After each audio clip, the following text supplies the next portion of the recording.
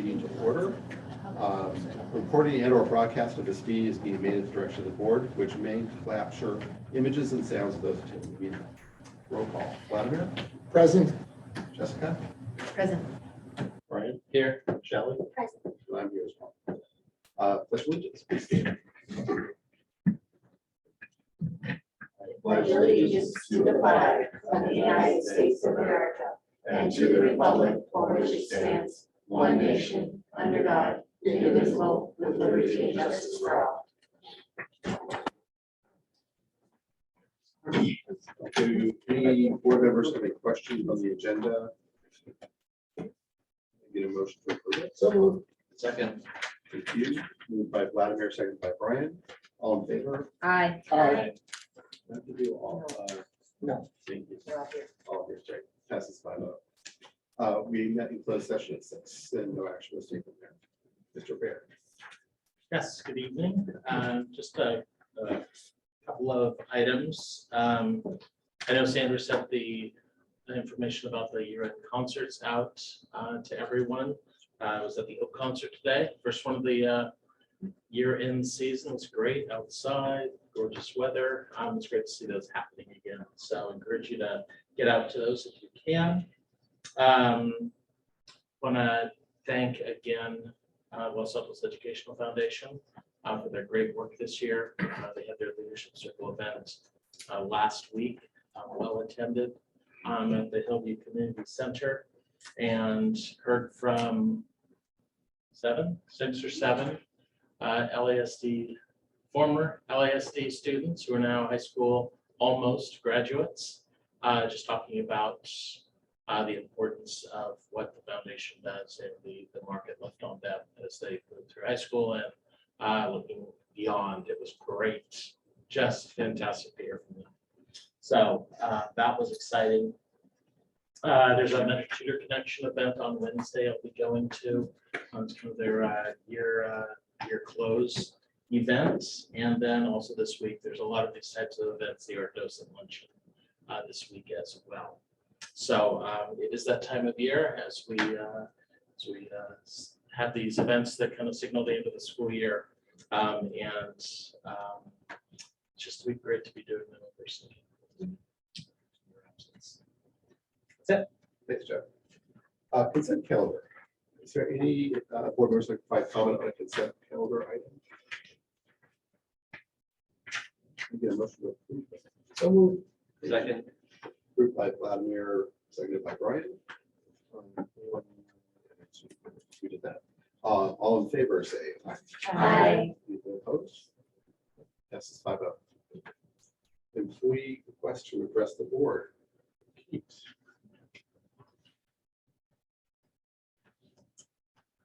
Good evening. LATA had our final rep council meeting of the school year this afternoon. Thank you to Jeff and Sandra for attending and for speaking with our members. Members were glad to hear about the plan to address student and staff mental health and wellness needs and review the SEL MTSS slides that were presented at the last board meeting, as we know these areas will be critical moving into next year. We are looking forward to learning more about the plan and ways we can support our teachers. Right now, teachers are working hard to continue and celebrate student learning as we head into the final few weeks of school. Spring concerts, as Steph mentioned, are underway, and our final few open houses are on the horizon. We are looking forward to celebrating the year together at the upcoming district picnic. Thank you. Don't see anyone here from the Employees Association. So we'll move on. To provide public comment on agenda items, speaker cards are submitted to the superintendent. Speaker cards will not be accepted once public comment begins. Your name will be announced when it's your turn to speak. Community comments. This time is reserved for members of the public and employees to address the board on items that are not on the agenda. The board is permitted. It's not permitted to discuss or take action on non-agenda items except to instruct the superintendent to review the matter further, report back to the board at a subsequent meeting, or place the matter on a future agenda. The board may make a brief comment or ask clarifying questions. Is there anyone who would like to make a non-agendized comment to the board? Seeing none, we'll move on. Moving into action discussion items. Diversity, inclusion, and equity in LASD. Excellent. So Mr. Greg Drummond is here to talk about the work that we have been engaged in this year as part of the recommendations from the Equity Task Force. And so I appreciate Greg has done some tremendous work on the topic. And he's here to share that work with you tonight. Thank you. You just stole my first slide. Sorry. Just by way of reminder, in 2021, we formed the Equity Task Force. The goal of the task force was to provide some recommendations around the implementation of the equity policy. And since that time, quite a lot of work has been going on in the background. We felt like this would be a good opportunity to give some updated information about what's been going on and where we're headed. There were two areas that the Equity Task Force looked at during that year. One of them was around curriculum and instructional materials. The other was professional development, and although they're very connected, I'm going to talk about them kind of separately. So the recommendations you can see here, and I'm going to talk about each one in regards to what we've done since the recommendation. There have been in our curriculum, our adopted curriculum provider, Teachers College Reading and Writing Project has provided guidance around updating the books we use in our units, and we purchased quite a few books to match that need. And the big idea is that there are more texts with culturally diverse protagonists. And they've also provided a series of teacher guides for read alouds that they might do with the class. So some of these books are used as books that kids actually read. Some of them are used as books that teachers read to kids, but they're all meant for to support the learning in the units of study. So knowing that it's part of our curriculum and that a guaranteed aspect of what kids will see in our classrooms will help to ensure that those texts are in front of kids. Additionally, Teachers College is publishing, and we are planning on purchasing this year, decodable texts for all of our classrooms, our K-2 classrooms, I should say. The texts are, I forget what they're called, the name of the series. It's so there's a series of decodable texts, and a little bit like Sesame Street, you see these recurring characters, and they make cameo appearances in each other's text sets. And I watched an interview with one of the co-authors around the creation of these decodable texts, and they have been so thoughtful about the inclusion of diverse characters in these texts. So our youngest readers will have experiences and as they're learning to read with characters who look like them, which is an exciting addition to our curriculum. That's a good question. Yes. Decodable text. So the difference between the decodable text and like a level text is that the words in a decodable text match what kids have already learned about decoding. Okay. So they should be able to, using their knowledge of letters and letter sounds, read any word, most of the words on the page, as opposed to a level text where it's not as Easy. The other recommendation, another recommendation around this was that in the discussion with the task force, there were many comments about the types of projects that kids do. And this is one example I put up here, that there's a very typical Noteworthy Americans project where in some cases, the number of noteworthy Americans that kids have to research are very limited, racially, economically, people from different backgrounds, women. And so one of the resources that we've created to support this is a website for students to use. And we had one of our really talented fourth grade teachers working on this I don't remember how many around here. I think there are 30 to 40, and there is just like the range of people and ideas that a student might study is vastly improved based on this, and she's included grade level appropriate texts for kids to read about, so that they are both they're on grade level texts and then texts for kids who might be reading below grade level, so everybody has access to a more diverse set of Americans to do their research around. Similarly, and this is one example of the type of project that we are trying to support and update. One of the challenges is that we really want teachers to have quite a bit of autonomy in choosing projects that match what their students need and who their students are. And so it's hard to go through every single project. In fact, it's nearly impossible. We can't go through every single project that a teacher might choose to implement and do this. So I put next steps on here because this is really related to the professional development that we will give teachers an understanding anti-bias education and ensuring that the projects that the field trips they choose, the projects they choose, the celebrations they have really do include and validate the children in their classrooms. An additional recommendation was around social studies education, and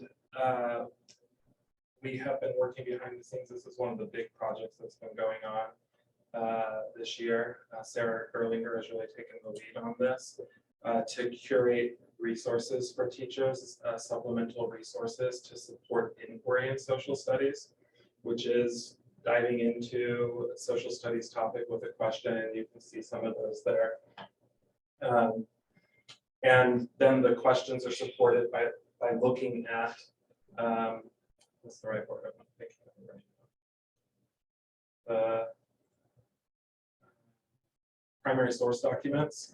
I can't think of that word. Primary sources to answer the questions, and so they'll look at primary sources from not just one perspective, but from multiple perspectives to seek to answer the overarching question, and in the process they'll learn a lot. One of the really unique features of a social studies inquiry is that they typically end with some sort of informed action. So as the students learn about whatever the question is in this topic, then they then take that learning and then apply it to something in a world that they have interest in pursuing. So it can easily turn into a project. Again, and I'll talk about this when we talk about professional development, this kind of teaching takes some specialized knowledge, and so we are preparing to support more and more teachers who might use these inquiries. The final recommendation around curriculum and instructional materials was to adopt the anti-bias framework, which you did. And I just put it here as a reminder. These are the 4 categories of outcomes for students in the standards. And that moves me then into the recommendations around professional learning. And you'll see 2 things up there, 2 topics, and they're separated intentionally. And I thought it might be worthwhile to talk just a little bit about what we mean by each one of those things to provide a little context for you. The Ready for a Rigor framework is a way of thinking about culturally responsive teaching. You'll see there on the right that the end goal is for rigorous instruction and independence. And so the idea is that for our schools to be equitable and inclusive, that all of these things need to be in place in order for the classroom instruction to be culturally responsive. And awareness is, I'll come back to that one in just a minute. Learning partnerships. There's a lot of research about how a relationship between a student and a teacher leads to better outcomes for students. Information processing has to do with the kinds of tasks that we put in front of kids and the expectations, the high expectations we have for them to learn. And then the final one has to do with building a community of learners. We know that a classroom where kids are collaborative, that they're able to make meaning with each other, and that leads to higher levels of learning as well, and opportunities for independence. So coming back to awareness, because there's the connection here between awareness for the teacher about themselves, their own biases, knowledge of their students, awareness of their students that is really closely connected with the anti-bias work that we want to do with teachers. The goal of this is application over there on the right. I was actually just having a conversation with a parent today about the idea of implementing lessons for anti-bias versus a classroom where the principles of anti-bias and inclusion and diversity are just part of the classroom community, and there is a big difference. And in order to get to that place of application, though, there are some things that are really critical, and they're the other three listed up there. Teacher awareness is a really critical part of that, like I was just talking about. The establishment of an inclusive classroom and school culture, and then the explicit teaching of those skills. We know that, I don't know, 50 to 80% of the curriculum walks into the door with you to your classroom door every day. And so it is really hard to anticipate what lesson might come up, what lesson might need to be taught, which is why teacher professional development in this arena is really important. Starting with, what is it that we really want kids to know? And that's why the adoption of the anti-bias framework was such a critical step for us toward this action. Because as we talk with teachers about what it looks like, which is what those standards do, what does it look like for kids to develop a sense of identity, to understand diversity, to, oh gosh, now I'm not going to get them to a sense of what justice means and to take action in their communities. Teachers need to have a clear idea of their head. So some next steps, or sorry, here's what we've done. Right now, for the last maybe 4 years, I want to say, our newest teachers have been getting some training, professional development in that Ready for Rigor framework. We've been using it with new teachers for quite a few years. They, in their initial work with their new teacher mentor, begin to do that work through their regular meetings, and then it is woven into the professional development work that the mentors do with the new teachers. Additionally, we have had this year a social studies / anti-bias cohort of teachers going on, and the purpose of that group has been to begin to implement some of the social studies inquiries that I showed you just a moment ago, and also to learn more about the anti-bias framework, the outcomes we want for kids, and also to try out some anti-bias lessons that were curated.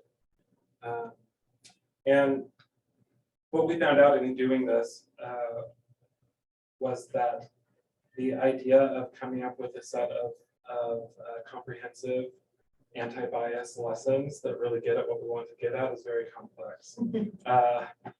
Especially when we think about lessons that lead to application. So we thought about some of the things that surfaced are that the lessons already exist in many ways. We have, for example, like there's it's 5th or 6th grade, I can't remember, a unit around social action book clubs where kids dive into issues that are meaningful to them and then take some action around it.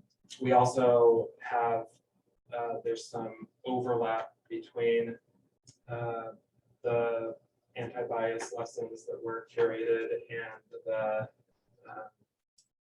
comprehensive sex ed curriculum. And a combination of all of those things has led us to believe that perhaps we need to seek out a different option than just lessons that are curated, but something that has some like a more comprehensive resource that will lead us to the right actions. Right now, we're looking at a couple of possibilities, one being the curriculum from the Anti-Defamation League. They have a promising comprehensive curriculum that there are a few lessons for each grade level. And we believe that a combination between great training for teachers around the standards and what it could look like in the classroom, combined with some guaranteed lessons that kids would receive, would be a great first step toward the outcome that we want for kids. So next steps, in the fall, we're planning on providing training for all teachers around anti-bias education and the anti-bias framework. We will continue to develop or curate or most likely find a comprehensive resource for anti-bias lessons. And then that shift in social studies instruction is a really big piece for teachers. And I think I believe that that will lead to better outcomes for kids and being able to see things from multiple perspectives and to take that informed action. And so priority for us in professional learning will also be to get teachers in that work. I think because of the, it's a fairly intensive step to move into working in inquiry instead of working in textbook. And it requires from our support people some in the moment, on the job support. And so we're not looking at like everybody's going to do these inquiries next year, but we want to give people the support that they need in order to do it well. And it will be an opportunity also for our coaches to support teachers in thinking about anti-bias education as well. With our plan moving ahead, a little update for you. I'm happy to answer questions. We're good in the path. If anybody wants to make a comment board on this topic, please make sure Jeff knows. Any questions? Discussion? Yeah, whatever you want to do. Or just comments, because I think it would be on the. So let's see anybody running up here to comment. Anything you want to say? You're on the chat. Yeah, so I just wanted to say thank you, both of you, for this amazing work. It's so incredible to see where this has come from.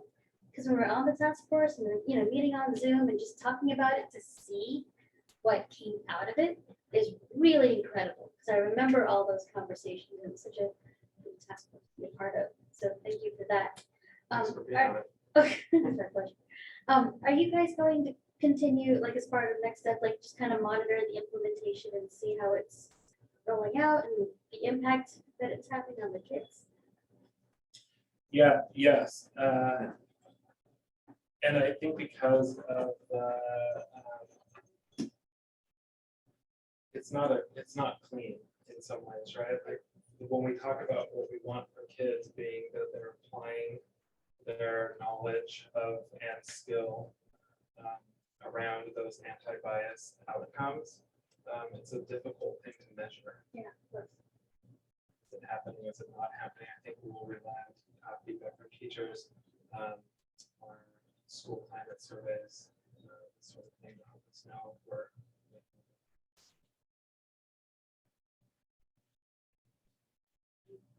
I just have a quick comment. I don't know that I need an answer right now, but I would love to sort of, when you sort of get into the upper elementary and the junior high level, and you want to provide students avenues to sort of make these, sounds like do a little bit more sort of advocacy, talking about book clubs and that kind of thing. I can imagine it getting a little tricky and getting into political topics, and I've got it seems like a great require a great deal of skill in our teachers, which I know they have, to sort of manage some of those dynamics. So I'd love to understand, not necessarily right now, but sort of what resources we're giving the teachers to how to sort of see those situations coming, head them off, manage it when you've got students who are really passionate about something and potentially on opposite sides of the same topic. I agree with all of that. We want to equip children with the tools to think without telling them what they have to think. And so I think that that is one of the challenges in becoming a great anti-bias teacher, is knowing when to refrain from giving your opinion and when to push students to critically think for themselves. And certainly there are some like not on my watch moments where you would need to insert yourself. And the ultimate answer to your question is it comes down to teacher professional development, which is why we're talking about the on-the-job one-on-one support for teachers that maybe doesn't happen all at once, because all at once will probably be a disaster. So yeah.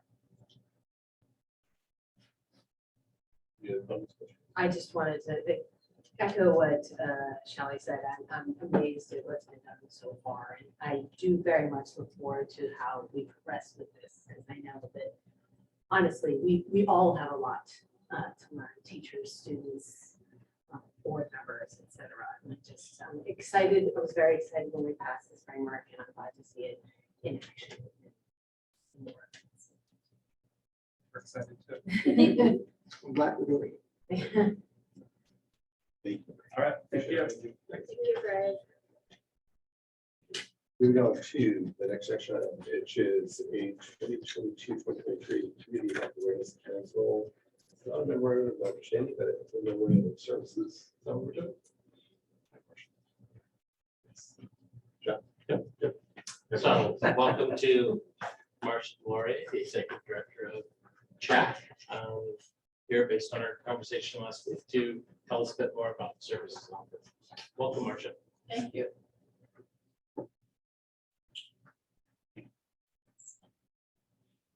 This is not difficult. There's 2 buttons.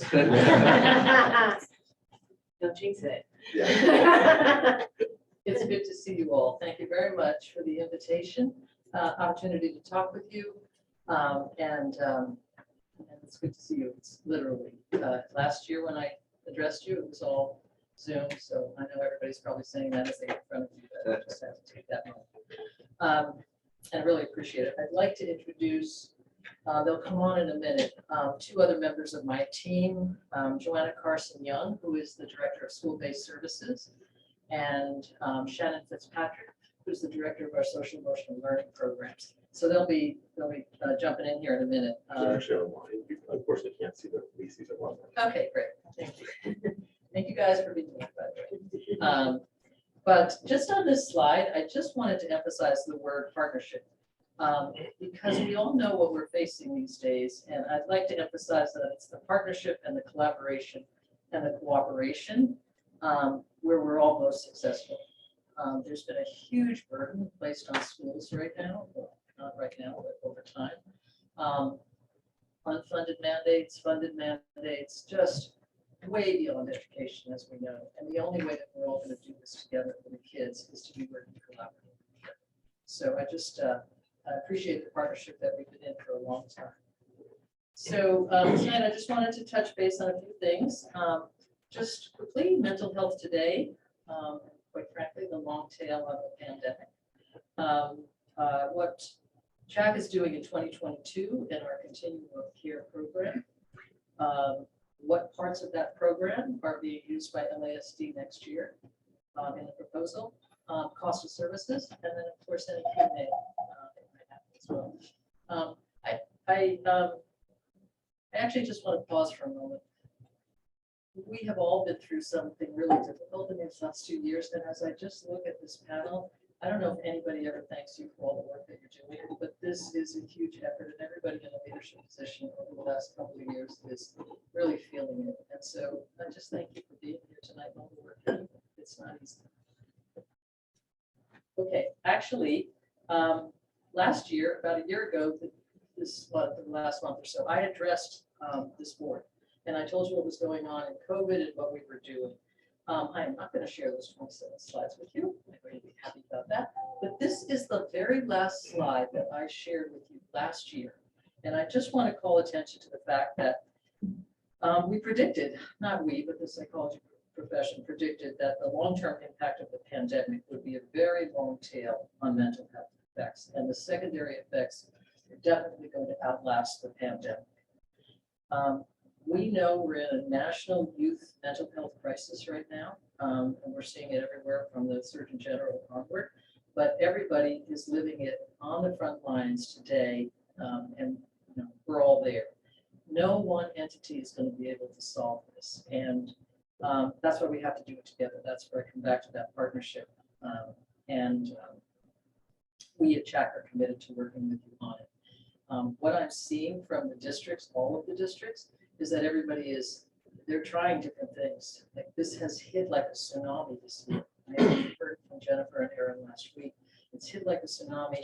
Everybody is trying to figure out how to solve that problem. And so we hopefully will do it together. One thing I wanted to mention is that 4 years ago, we updated our mission and our vision. And we certainly said that we are there for comprehensive and culturally responsive mental health services. So delighted to hear the presentation that we just heard. And our vision was that it includes prevention and intervention.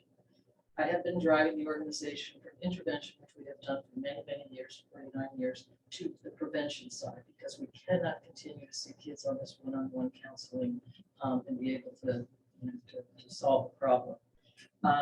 So the best part for me was the operating philosophy that the team adopted, and that was that we are a proactive, agile, and responsive agency. And never more so that if I could have had a crystal ball for where that was going to have an effect during the pandemic, it was this. We all had to pivot, we all had to do all of those things, but being responsive to what the needs are. And so I want to share with you just some of the updates on some of our programs. And the major one is we've developed a continuum of care model for the student and their family with an emphasis on prevention. Because we know that reduces the need for intervention services. So this is an integrated model for the student and their family. It starts with the CHAC Hearts whole district program. You are very familiar with. The social emotional learning program is the CHAC developed SEL program that we've been doing for many years that we are modifying this year.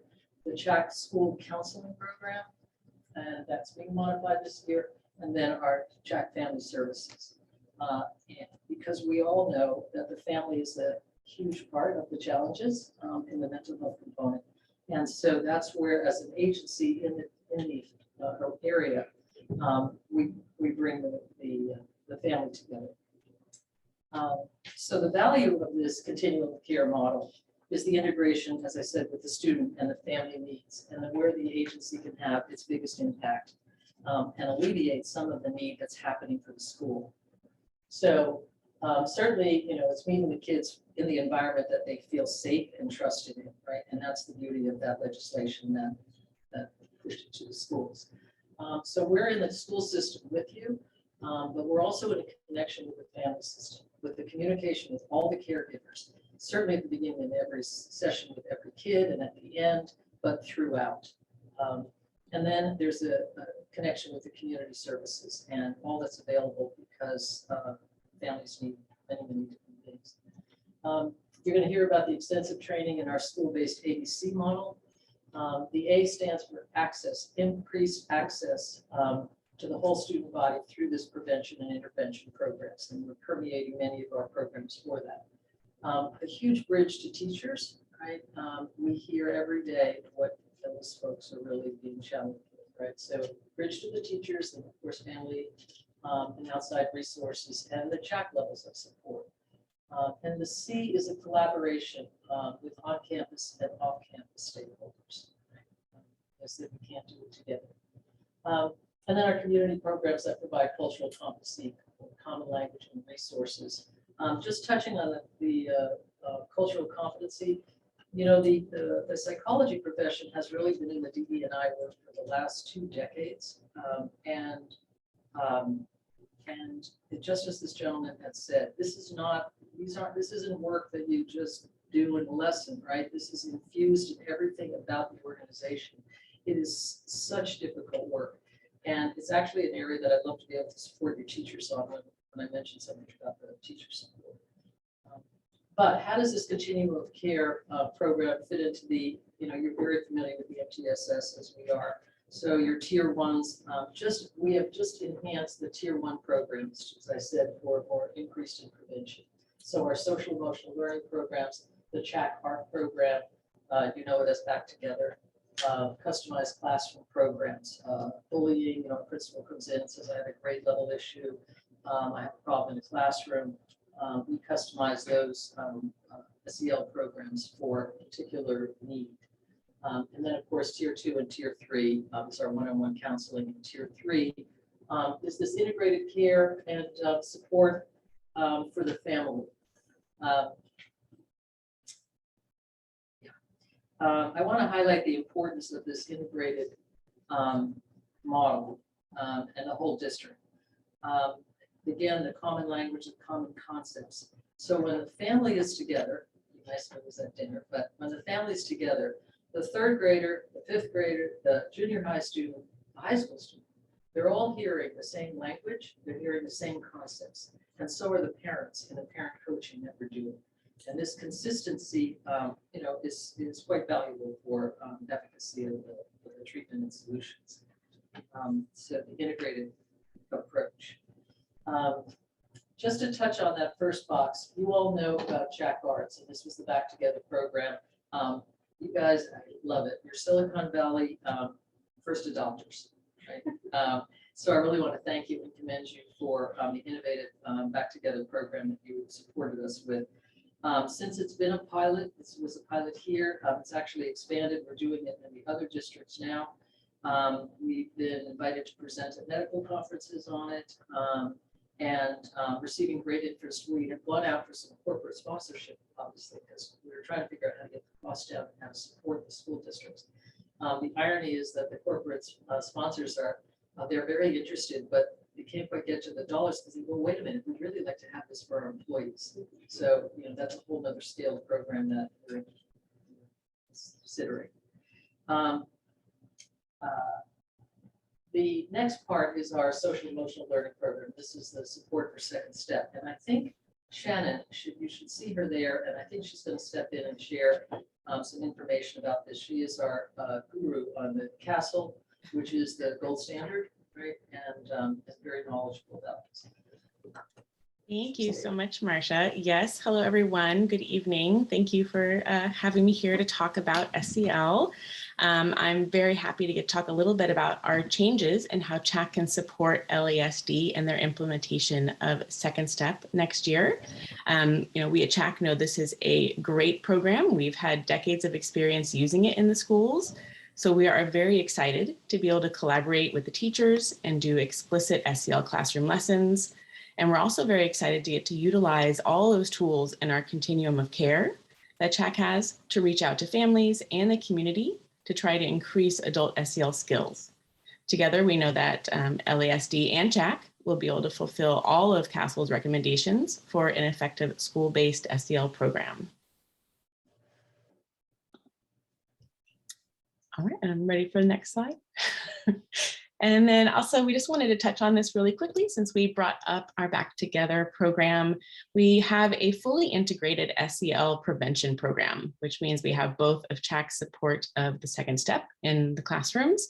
And then we also have a CHAC Arts enrichment program. And together, when they are used, they can help to enhance the multi-tiered system of support so that more students receive preventative programs, resulting in less acute crises for students.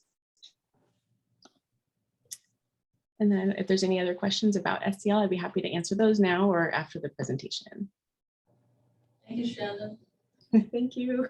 So now let's go back to this continuum of care model for the schools and just highlight some of the changes as this proactive, responsive agency to meet these increased needs.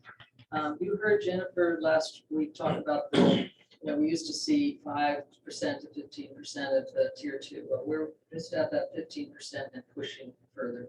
We've never seen a year like this as you have in the junior high in particular. And so this model is particularly, has been particularly effective. And Joanna Carson-Young, our Director of School-Based Services, is going to share this with you. Thank you, Marcia, and good evening, everyone. I'm really happy to be here on behalf of CHAC's School-Based Services Program. As Marcia mentioned, the last 2 years have been really challenging for all of us.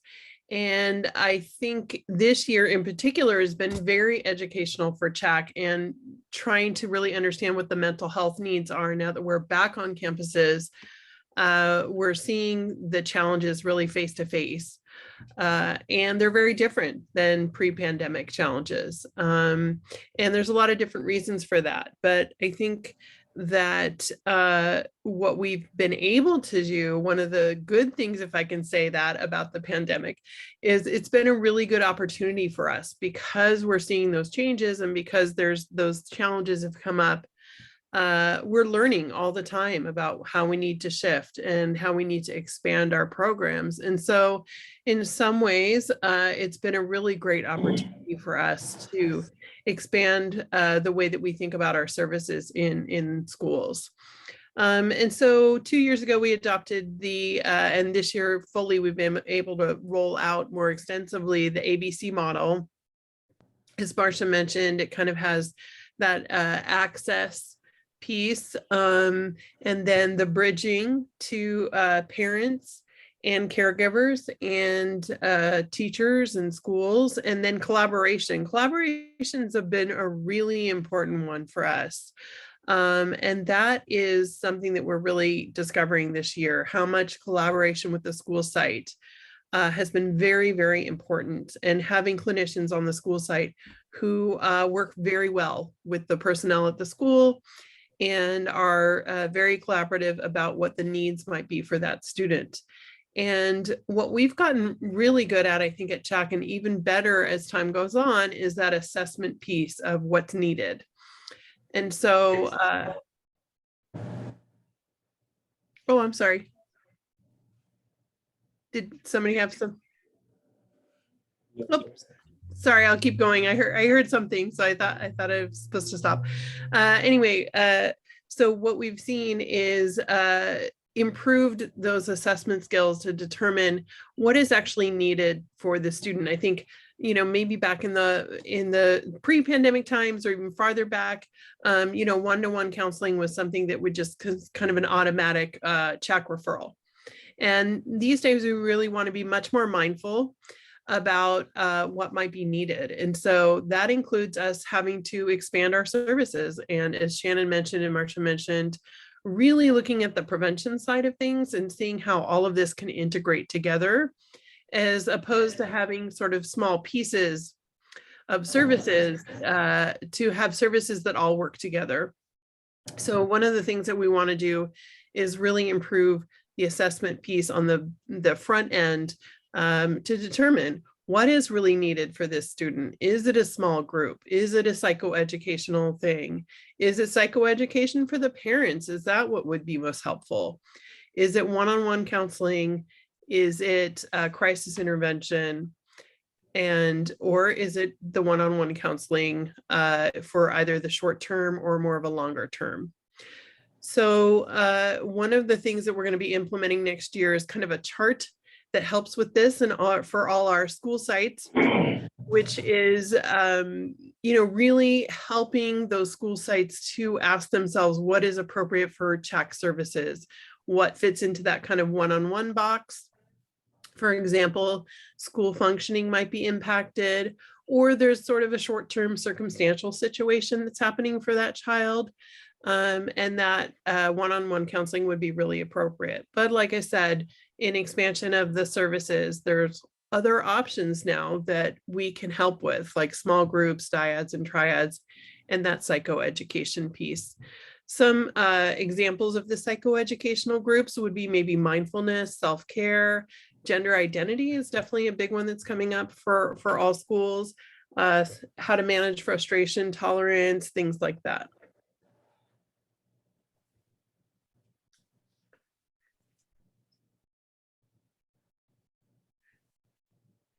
So just expanding on this a little bit more, targeted therapeutic groups would also be more therapy groups would look like for anxiety, depression, maybe grief and loss comes up a lot for our elementary school children. And those could be dyads, triads, or greater.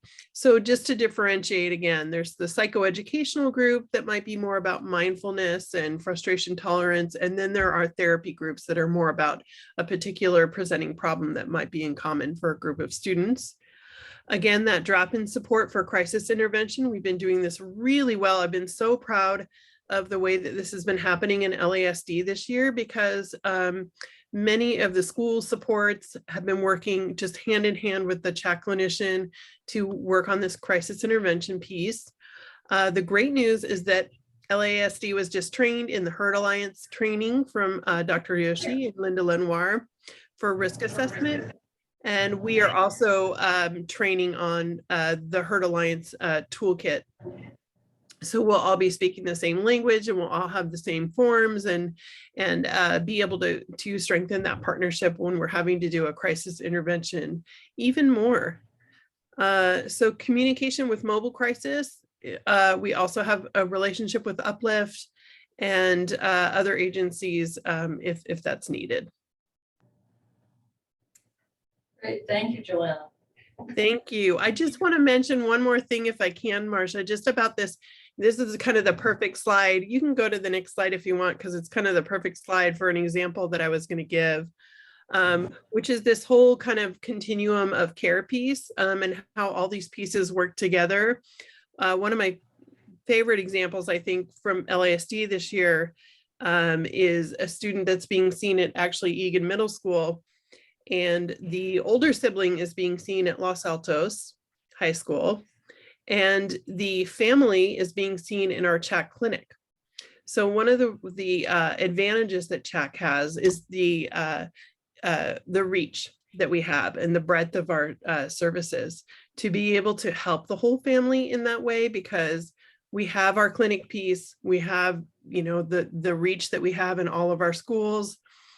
So we're able to help the whole family together as a unit, but also those individual pieces. So that's just one kind of area that I think worked really well this year.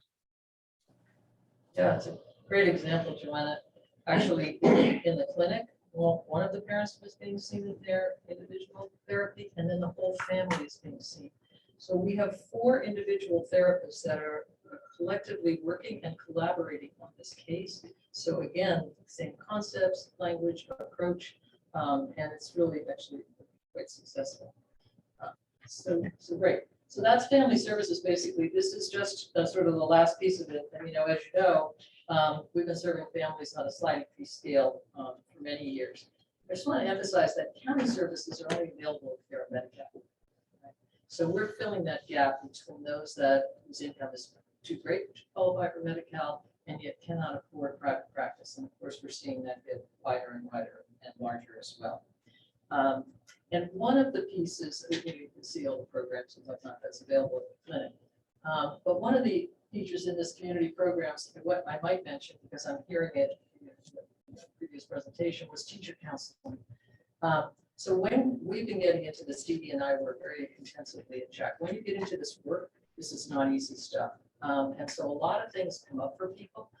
This is where, you know, a teacher might need some support with their biases, history, experiences with their own microaggressions, whatever.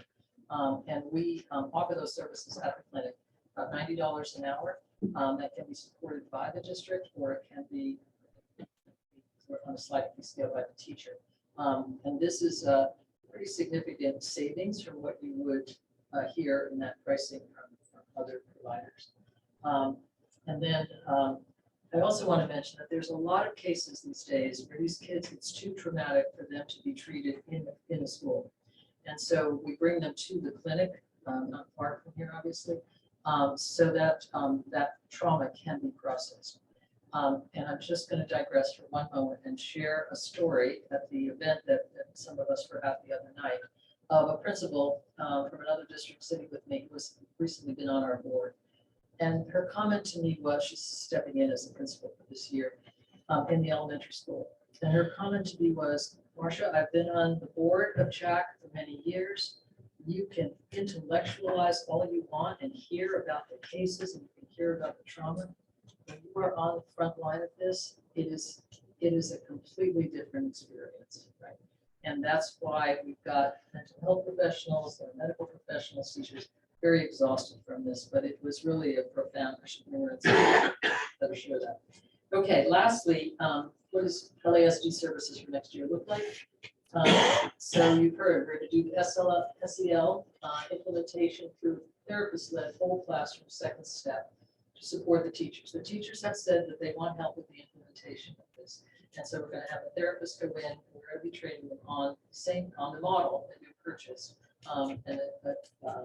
and adapting it for to make sure it's relevant to the therapist. ABC model for counseling services, the drop-in support for crisis intervention, the standard risk assessment protocols, so that we're all, risk assessment is huge. I am never in a meeting at CHAC where somebody isn't on their phone with a risk assessment, ever. And communication with uplift and development crisis. And so, how do we pay for this? The question came up last week about what is the what's the standard pricing code? What is the pricing mechanism for JPA members? And I just wanted to share with you that all JPA members get the same approach. So what is a constant is the benefit rate that we charge, 12%, which is a lot less than what your benefit rates are, the overhead of 15%, and of course the staff salary, right? Everybody is consistently getting that. What is variable is the number of clinicians that a district may want to have and any other services, like when you do back together. So what does this look like for the school districts, the other school districts? It's basically that, the benefit rate, standardized, M&G, management in general at 15%. The staff rate, that is a little different because at the high school level, so this is the rate that we are paying, we are trying to pay to hire associate marriage and family therapists. This is a huge challenge and it's for another discussion, but this was developed 3 months ago and the speed at which this market competition is happening is very significant. But at the elementary school district, the high school district needs a higher level of because the cases are so complicated. So they have a slightly higher rate that they pay AMFTs. The number of AMFTs is variable, and the number of the PhDs, PsyDs, and TMFTs is also a variable that we supply. This year, we had a new format. And what it does, everybody received this exact same format. It's a line item breakdown by cost, showing the cost for every aspect of the charge. And I know this is detailed, but I wanted you to see that everybody got the same charges, right? And then all we're negotiating right now is how many folks that we can hire and how do we build that. And then lastly on this, I really appreciated Steve bringing to my attention that the financials that we saw in page 20 of our financial. I'm very proud of having a financial standardized report, as you might know. But page 20 was in error. So on the original financials, it showed a surplus of $172,000 for the full year projection. That would look like we are trying to make money off of the district. And I can assure you, we are not. We do not have a markup. I thought that's an interesting idea, but we don't have a markup. So the updated financials actually bring us in surplus.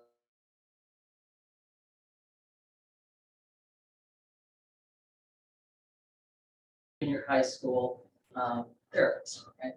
You pay us, and that is not included. So that's the difference there. And then very lastly, what does all that buy you? Right now, CHAC serves 16% of the students. These are the numbers from the first 3 quarters of the year. That's basically 1 in every 6 kids is seen by a CHAC therapist. 555 students year to date. There's Students in the counseling is 200, and somehow that number got dropped there. It's the balance. 350 students are in the CHAC SEL program. And so that's 205 students in the counseling program, if I do that math really fast. Obviously, students don't come in for just one time. So there's over 3,000 hours of appointments and 572 hours of collateral, which is parents and teachers. And so that's the CHAC picture. I want to thank you for the opportunity to be here, and I'm happy to answer any questions. Anyone would like to?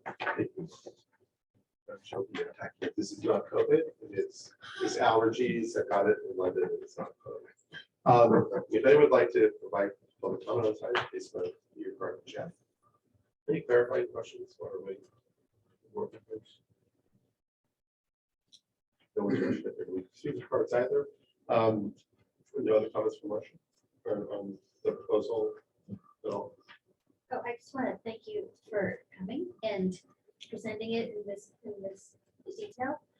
We have a lot of parents who listen in on our board meetings, teachers, and it's really good for them to know, that we are spending their money. But it's really good to see that what all CHAC does in our school districts. I mean, I think all of us up here know, but our parents don't necessarily know. And I know that was one thing that we were talking about on the CHAC board when I was on there, is how to get the good word out about CHAC and what they do. So thank you. We'd like to be able to do a little bit more marketing in the history of CHAC. We've never had to because we've always had more clients than we needed. But it's true. People don't know that it's there. And we are there for anybody that's listening. The services now calls. Okay. The other thing I liked this presentation was the continuity of care, continuum of care approach, which has not been clear when I've been on CHAC in the past. So this structure actually makes us a whole lot better, make more sense. It's more eyes on the kids. We all know that's what these kids need, is adult eyes on these kids. One other comment, Roger, thank you. I think you're actually on the last slide underselling yourself a little bit here. I think between the CHAC Arts program and the teacher support, I think you're having an impact on a lot more than 60% of the kids. So thank you for all the work that you do. Okay. Thank you. And thank you, Joanna and Sharon, for joining us all. We appreciate it. I also do a shout out to Marcy. Oh my gosh. Do what she does. So Marcia, will we be getting an MOU coming our way then? We can Yeah, we are. take action on. We are working with your team on the number of therapists. Quite honestly, at this moment, our challenge is we've never been in such a hiring difficulty. There's a dearth of mental health professionals across the region. I am talking to all of my counterparts, and what is those dollars that I showed you are basically 50% of what other districts, organizations. So we are working very hard. You will see an MOU, and I appreciate your. Thanks. Thank you. No, graduation and promotion of Mr. Bear.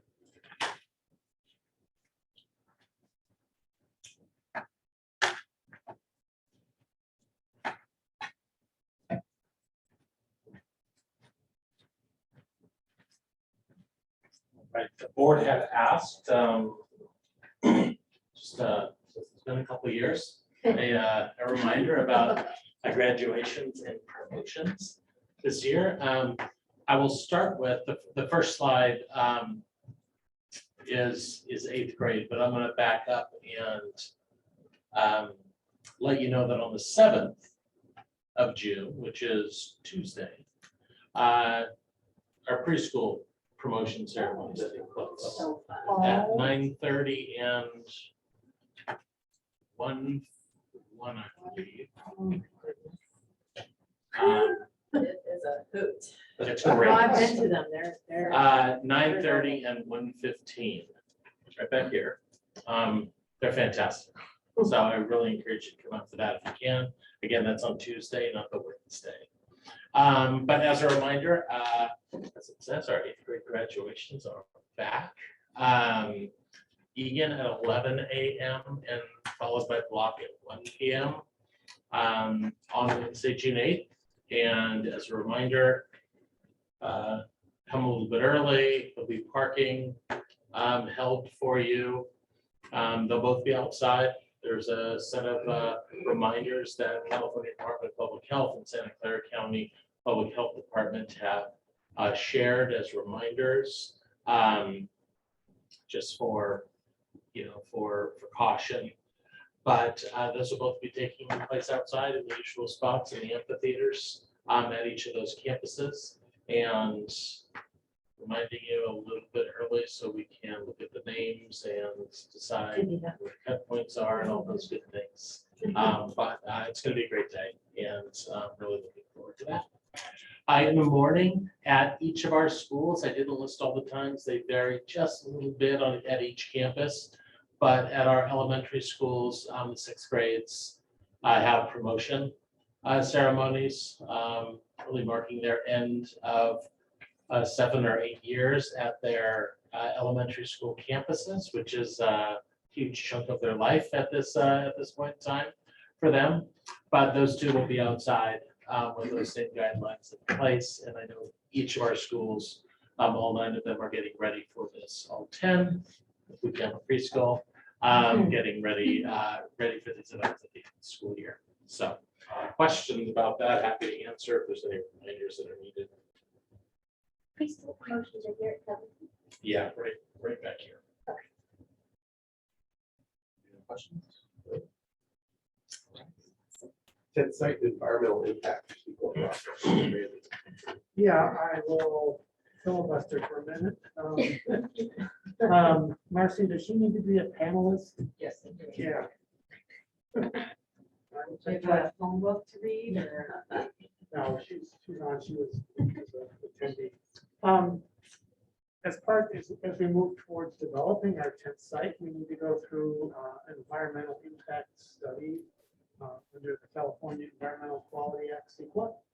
And so tonight, we have a CEQA consultant, Amy Cox, to make a presentation on an overview of what that process looks like. We've been working with Amy in the background for a while, getting ready for this point in time when we actually put down pencil to paper or pen to paper what the project really is going to entail. And once we do that, we start the environmental impact process. So Amy, if you can hear me, I'm going to turn it over to you to start going through the slides, and I'll pick it up again at the end. Thanks, And I will Ray. click when you tell me to. Yeah, can you hear me okay, I hope? Yeah. Great. So I just thought before we start the slides, I just thought I'd introduce myself. My name is Amy Cox, and I've been doing environmental impact reports and other reports in compliance with the California Environmental Quality Act, which is commonly referred to as CEQA, for almost 42 years now, which is a long time.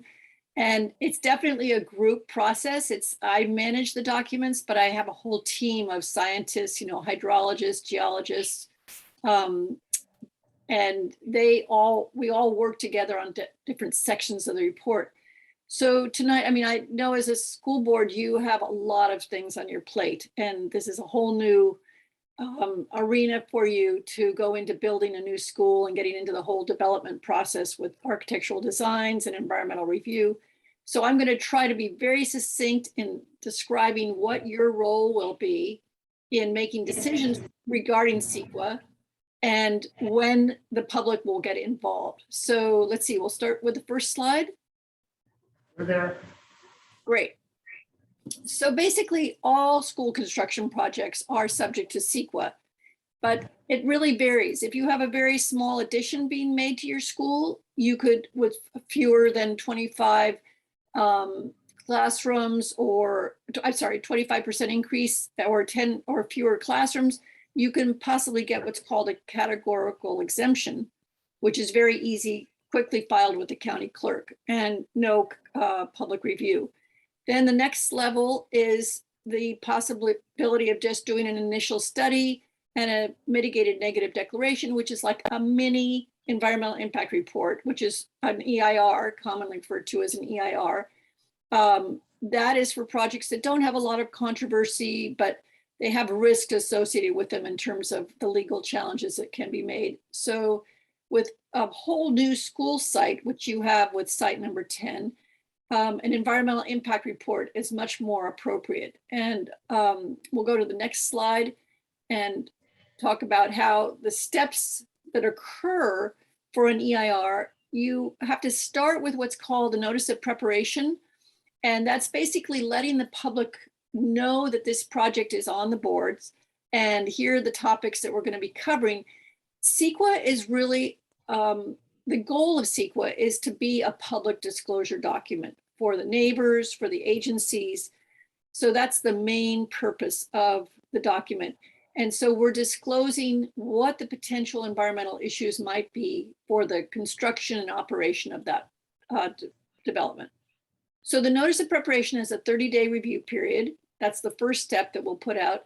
And then that's followed by our jumping into the environmental impact report, where we have a report with 16 topics that we'll be covering. And then that has to go through internal review with district staff. And then we put it out on the street for the public and agencies. And that requires a 45-day public review period, during which time people can send in emails or written comments of concerns they might have regarding certain topics. And then finally, we do the notice of determination, which is after the final EIR has been done, after we've responded to the public comments. And that's within 5 days of approving the project. At that point, it starts the statute of limitations when there could be any challenges on the document. Next slide.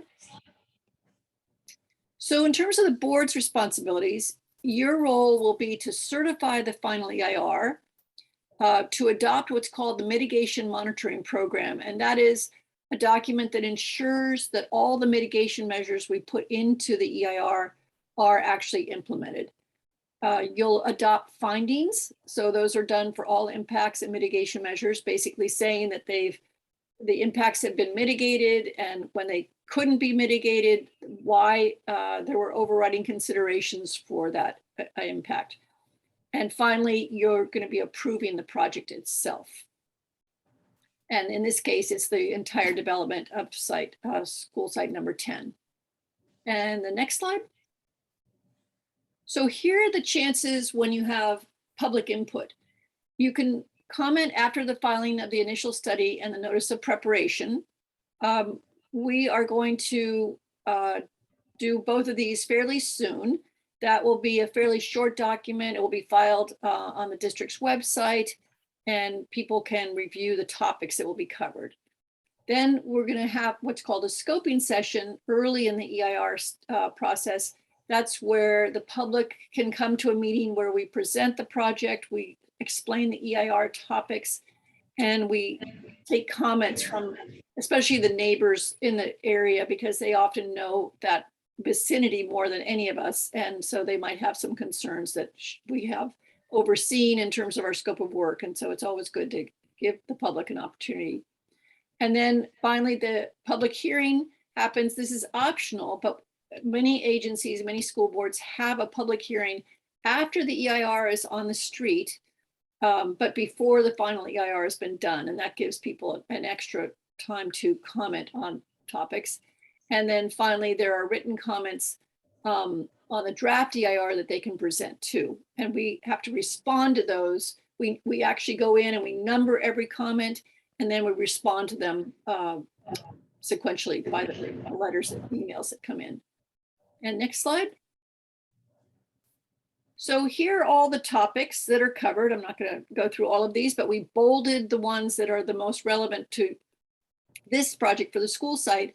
Some of the ones that CEQA addresses also include things that we won't be addressing because it's not applicable, such as agricultural resources, mineral resources, that kind of thing. But these other topics, we will go into more detail for the EIR itself.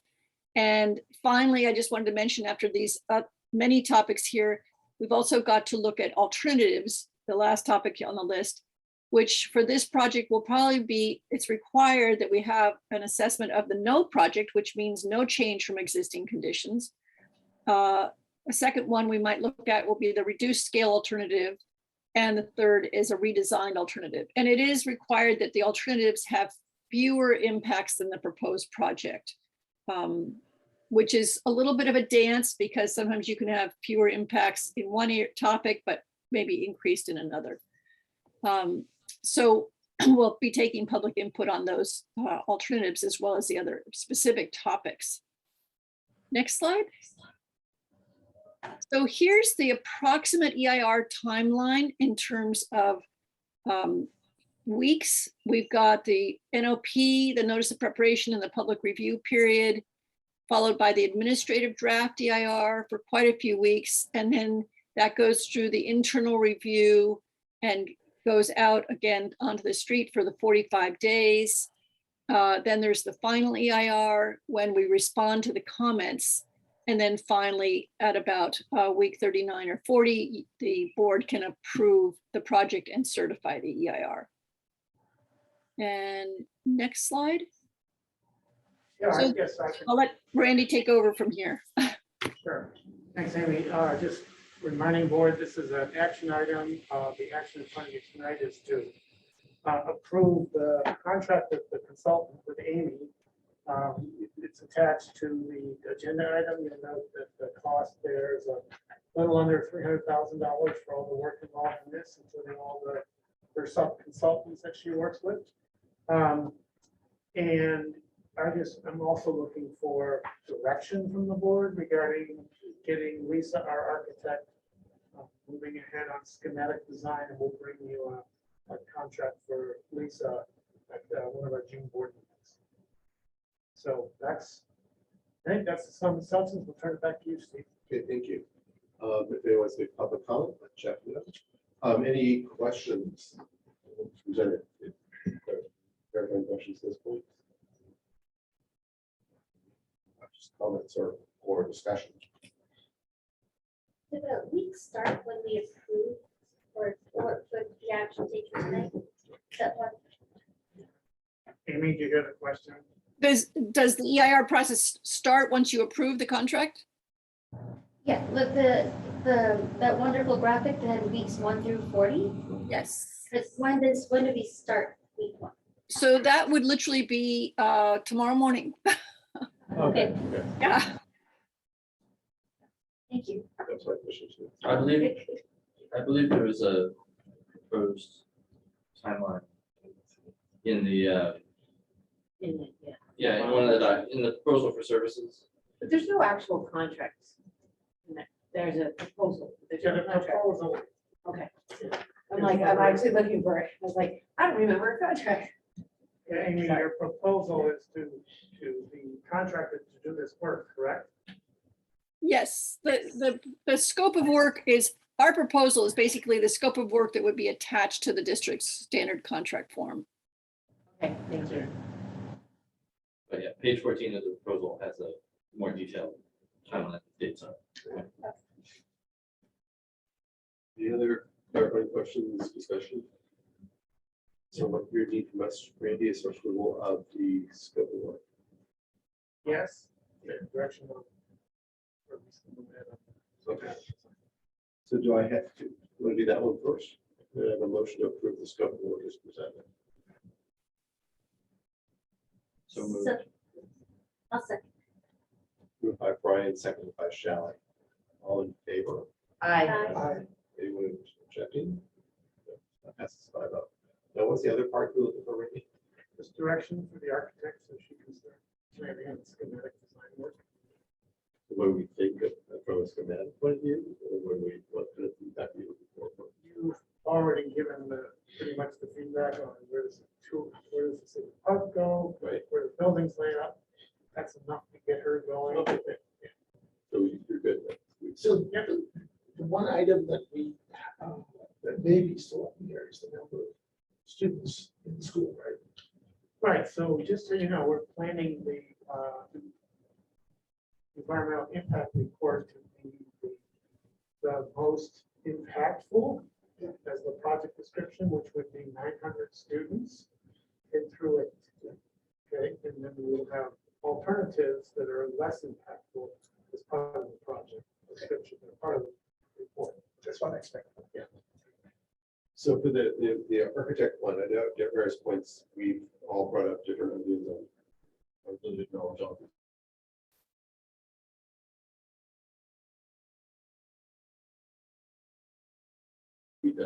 Different ways of approaching. Is that what Lisa will come back with the discussion, or is Yeah. that something we need to approach? No, I think Lisa needs to get putting together some stuff for this report that's less like that. But I will have her come back at one of the June meetings and kind of detail a little bit more when I bring the contract. Great. Anybody else? Anything else? Great. Thank you, Randy. Thanks so much. Thank you. I'm really looking forward to working with Randy and his team. It's been great the last year and a half, just getting to this point. Thank you. Thank you, Amy. Thanks again. Okay, moving on to Universal Meals Program. Randy?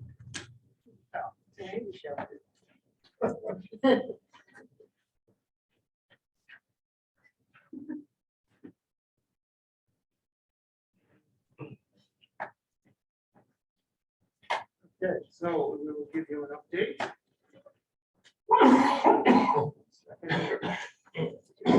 Slides. This is as of last week. And just a reminder that we did last time, we did the taste testing on April 22nd, 26th, excuse me. So a little check mark that we're done. We had 9 testers. I will say that the results were very close among the 3 different vendors that came: Fresh Start, Lunch Master, Revolution Foods. We also did a tally, what did the students think versus what did the adults think? And they had different rankings. Not surprising. So, but they were all close enough that it, again, it's 10% of the total score when we're scoring them. So it wasn't like a huge difference among those 3 numbers. From the last meeting, last slides, next steps, we got the proposals from vendors. We've evaluated them. We'll talk about that in just a second. The 3rd bullet, we're in the process of working on developing the contract or finalizing terms of the contract. Explain a little bit of that as we go to the next slide. Tonight, we're telling you who the selected vendor is.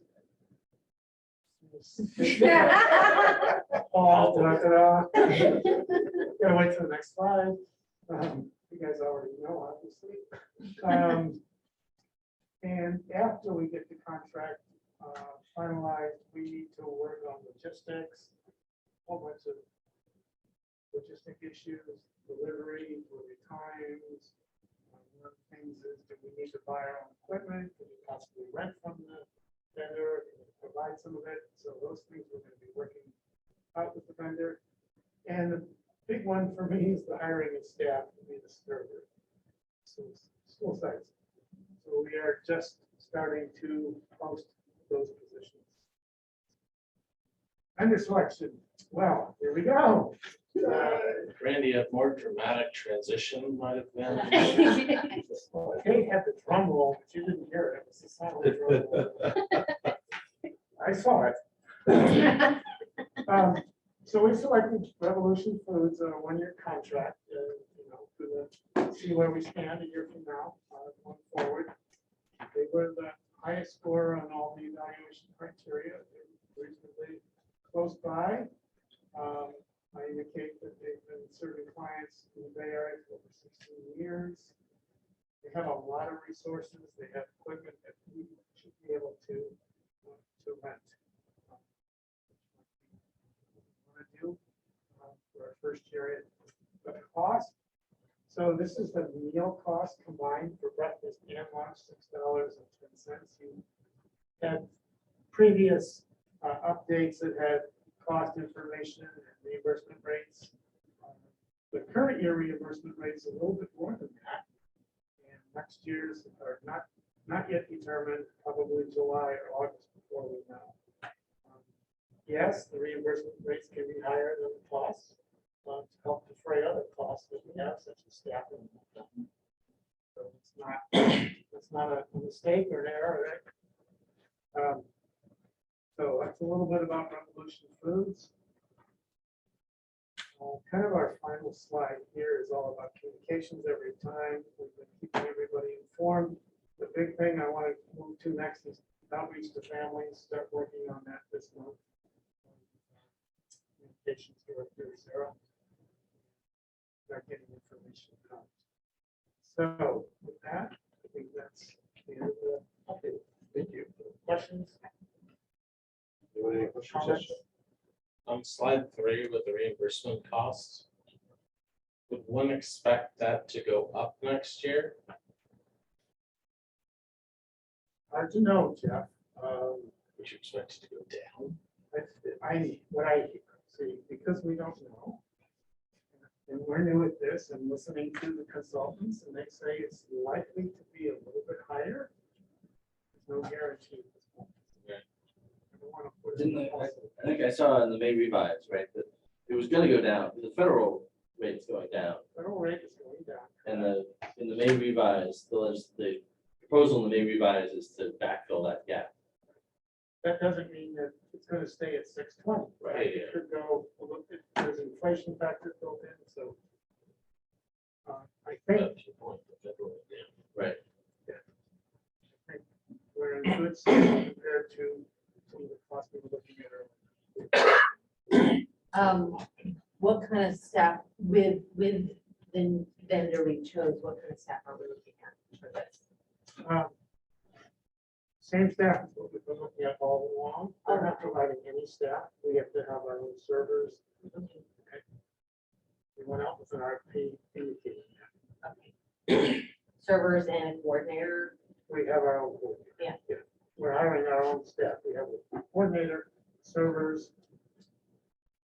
And will be, as it relates to servers, are we gonna be trying to rely on parents again too, like as volunteers? So we've got job descriptions with pay rates on them. We need, as I mentioned before, we need one trained and certified food server at each site. Okay. Okay, that needs to be the lead. And then we have an assistant server who would not need to be qualified for the certification process. Pay rate's a little bit different, 10% differential. And we're trying, ideally, we would like to staff with 2 people per site, same people every day, all year. Whether that happens or not, because the hours, you have to cover breakfast and lunch, it's gonna be difficult. We've been working with the PTAs, they've been offering to help in any way. Maybe some of the volunteers could become paid, maybe there's a split. Somebody does this job for the morning and does noon duty, or vice versa, right? The site, they could have multiple jobs, more than one job. At the last PTA meeting, which was on Friday. The PTA has essentially decided they're gonna start this coming school year, with the same volunteer base in place that they had this current school year, to just see how it goes, right? So they have those people in place for transition, and then they can jettison volunteers as. Right, like, we may not need all 4 each day. Jettison is the right word. So I think if I can repeat something that I think you said at that meeting, Randy, there's a hypothesis that fewer volunteers may be needed because a lot of the serving complexity right now is that families get to order what they want, and then a lot of the work is matching up food with the kid. Not that there won't be choice, but kids won't get to pick in advance the same way that they do now, what they're gonna have for lunch tomorrow. They're gonna show up, there's gonna be lunch options, they're gonna pick one, but it'd be much more of a move through the line rather than oh, you have a brown sticker, therefore I need to find your lunch kind of mechanism. Change it's a different type of complex, so both of those are complex, actually. I'm surprised there's gonna be a choice. Yeah. Well, I'm not sure if there's choice or not. There's gonna be, for lunch, there'll be a vegetarian option every day, in addition to a main option. That makes sense. At least 2 choices for lunch. Breakfast is grab and go. So choices will be somewhat limited. We'll probably have what's called a table sharing or a shared table, where somebody doesn't want part of their meal, they can put it on this table, and somebody else is hungry could use it to help reduce waste. Got it. Jessica was asking me. We'll see. We'll come back. And then the ratio of breakfast to lunch is a fundamental, right? So we would need 20 lunch, breakfast, but 100 lunches. So we don't know. I know we don't know yet. Who's gonna want what and when? Yeah. Right? So one of, I guess what I was thinking about, Jessica was asking her question. We have to notify the state through a point of service. I think we talked about this format of each child that takes a meal needs to, that information goes up to the state in order for us to get reimbursed. Different for breakfast, each meal is different. We have to, with the process of developing a way to make that as seamless and as efficient as possible. And that can be the bottleneck of food. Yeah, no, that's. Any other questions? No, just a comment that I find it amazing that we can serve breakfast and lunch for $6.10. Get people voted for it. Yeah. Thank you. Dinner's only $3. Yeah. A resolution then. So we have resolution 21/22-15 cafeteria fund. Yeah, this is in order to account for all the monies in and out on the service operations coming year. We need to have a special fund, a cafeteria special revenue fund. We do not have that currently. We do not have to account for our meals in the past several years through a cafeteria fund, but we will. And so this resolution will enable us to establish that fund, and you'll see it in the budget. Any questions? Assuming you pass the resolution. Is there any money to be putting in there? There will be money when you see the budget. Let me rephrase it. Is any money coming out of our general fund and going to that? That's not going to get replaced. So we're starting a fund with $0. Okay. And we will have to transfer money in there as our expenses start to be incurred from the general fund. Typically, districts, their cafeteria funds encroach on the general fund. Matter of how much that encroachment is. We'll see that kind of information there. This is still all guesswork. We really don't know how many kids are. We don't know how many kids are actually going to take their meals. We do know that we're going to have staffing costs. That's going to be the big drain on our resources. Any other question, discussion? Can I get a motion to approve resolution 21/22-15, resolution to establish a cafeteria special revenue fund? So I'll second. moved by Vladimir, seconded by Shelley. Any other discussion? All in favor? Aye. Anyone opposed? Passes 5-0. Thank you. Board policy updates. Yes, bring to the board 5 policy updates that have come from our March updates from CSBA.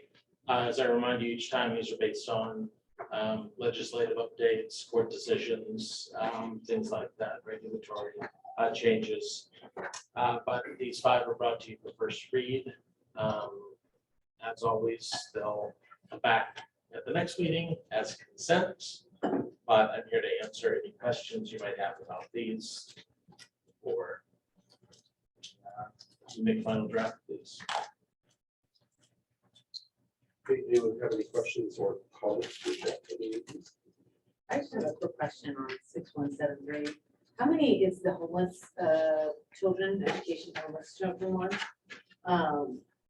How many homeless children do we actually have? We have 0 right now, 0 this year, last year we had 1. 1 Okay, as the year before. okay, thank you. Michelle? Yeah, I just had a couple of quick ones. The policy 5111 on admission admissions.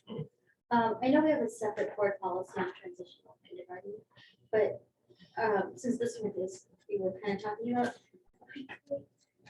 should we change all the Ks to pre-Ks? So as board policy goes, from a state perspective, TK is part of the K program, even though it's called out separately. TK is K for policy purposes. And I had a question about, you finished with this 5113 absences and excuses. Yeah.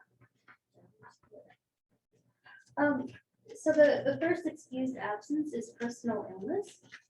I just feel like something we may have seen through the pandemic is if your primary caregiver is ill and that person cannot get you to school, but that, could we do something there? I don't know. This is personal illness if the child is sick, so therefore they're excused from that absence is excused.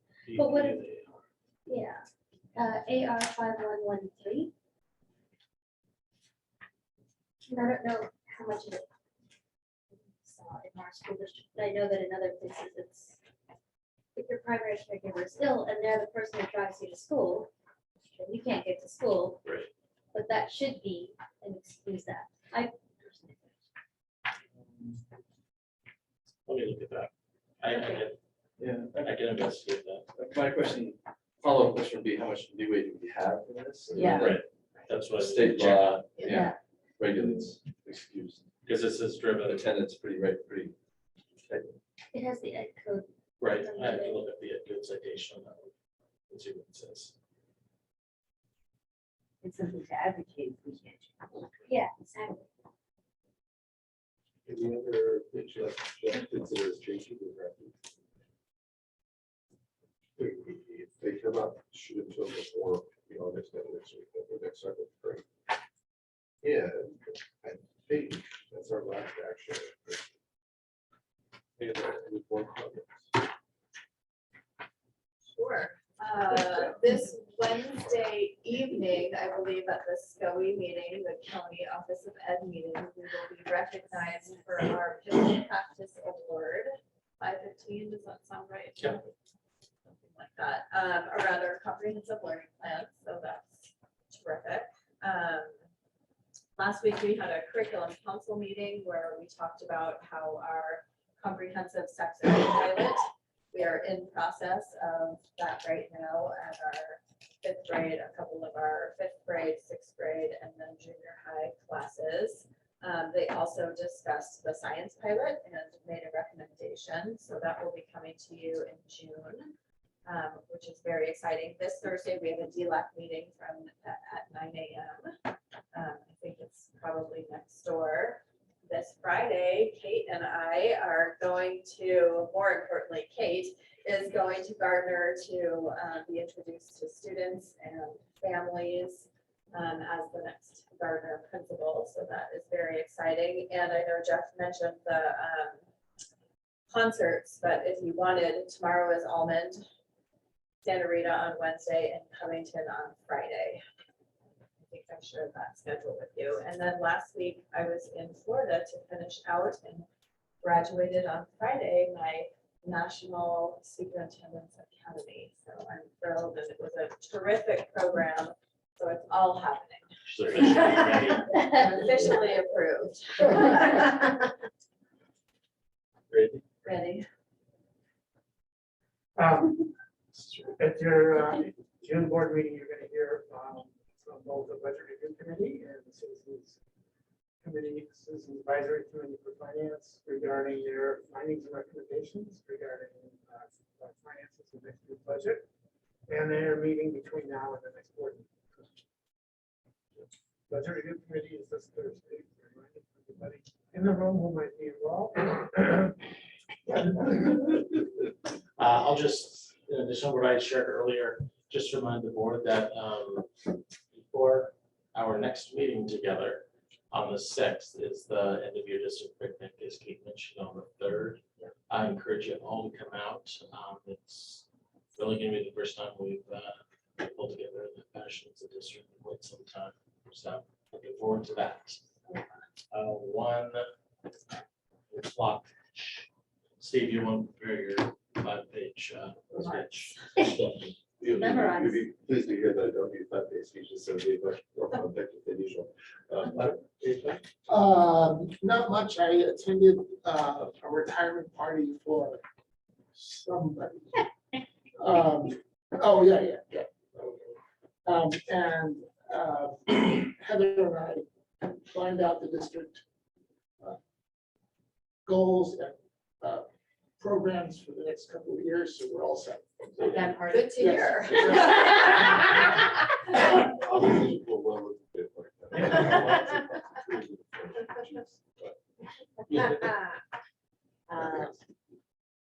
I went to the LASD teacher and staff of the year, and was that last week? Everything's melting into one. 2 weeks ago, yeah. Yeah, 2 weeks ago, yes. Challenge team, a breakfast where our own chef got an adult champion for youth award, and I attended the CSBA online May Revise updates. In addition to the meetings coming up on Thursday, I just wanted to let everybody know, in the spirit of end of year events, the Santa Rita Science Olympiad is coming up on June 1st. It's a fun thing for 4th, 5th, and 6th graders. Be exciting since none of them will have experienced it before, just like others this year. Probably half the teachers haven't experienced before either, so that'll be a fun day. And also Viking Showcase is coming up on June 2nd, and they always need more adults to help review, talk to kids about what they've done. So if you're interested, check out the Vegan website. I went to a lot of the same events that everybody else went. May is like a really fun, social, exhausting month. I did want to point out last Thursday when I spoke at the leadership class at Block, just about being a community leader and a school board member and what that entails.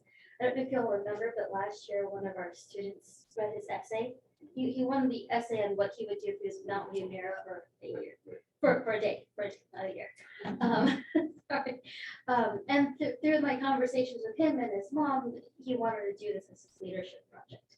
And I really want to say I'm so impressed and so proud of our kids.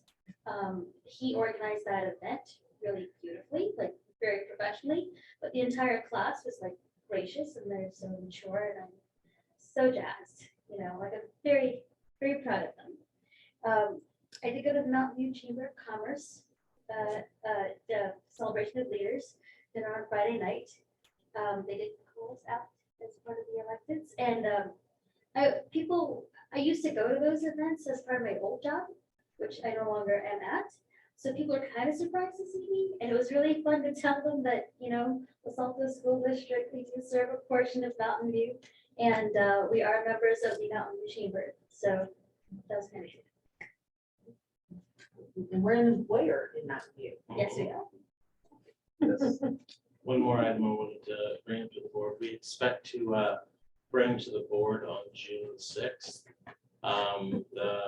the selections for both Assistant Superintendent of Business Services and Assistant Superintendent of Curriculum Instruction. Wow. And we think we've got fantastic candidates lined up, so excited to bring it to you. Sandra especially. So I'll across with make sure she's not in there. With that, we'll adjourn. Thank you very much.